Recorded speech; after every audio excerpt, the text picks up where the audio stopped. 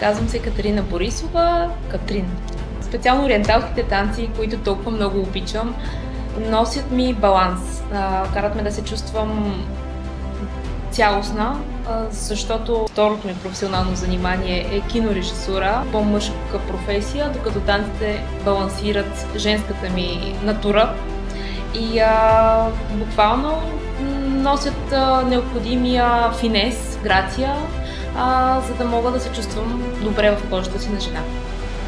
При мен винаги е имало чудене, повече провокирано от, да кажем, мнението на родители, мнението на приятели, да избирам или.